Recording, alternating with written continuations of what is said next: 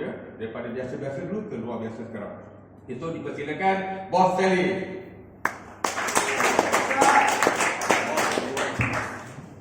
Assalamualaikum warahmatullahi wabarakatuh, Bos. Semangat pagi, Bos.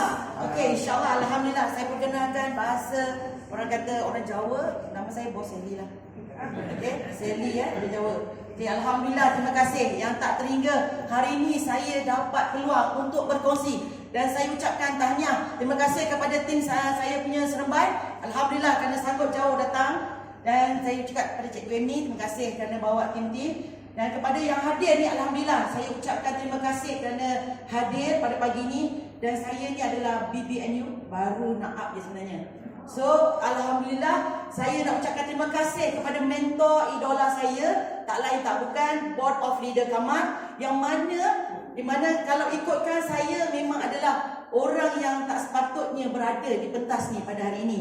Okey, tapi alhamdulillah syukur dan saya ucapkan terima kasih kepada syarikat Think Awesome Seram Berhad kerana adakan platform di mana kita boleh berjuang bersama-sama dalam Tim Quran, dan terima kasih juga kepada Board of Leader yang lain di mana sama-sama berjuang untuk kita mempertingkatkan orang kata Tim Quran ni satu mukjizat yang bagi saya sangatlah bagus, di mana satu perkara yang miracle yang mana orang yang bukan Islam pun bila saya share dia boleh join tanpa sengaja. Di mana saya ada seorang kawan saya Hindu, dia join Tim Quran ni. Saya agak di luar kemampuan saya lah. Saya kata alhamdulillah dia seorang Hindu boleh join Tim Quran.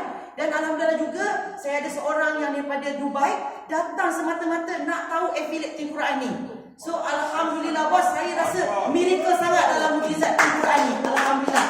Okey, semua orang dekat sini ada kereta kan? Okey, yang lain semua dah cerita power. Saya ni ada orang kata kenderaan sebelum ni, di mana kenderaan saya yang Allah bagi izin, saya ada memiliki satu kereta Honda. So kalau kata kat sini semua yang pandai ada yang memandu, daripada saya memandu kereta Honda saya tu, tiba-tiba saya rasa di sebelah kiri saya, di kanan, saya tengok semua orang pakai kereta mewah-mewah, Continental. Contoh masa kalau saya tengok ni, saya rasa macam bilalah saya dapat memiliki kereta orang kata idaman saya ni.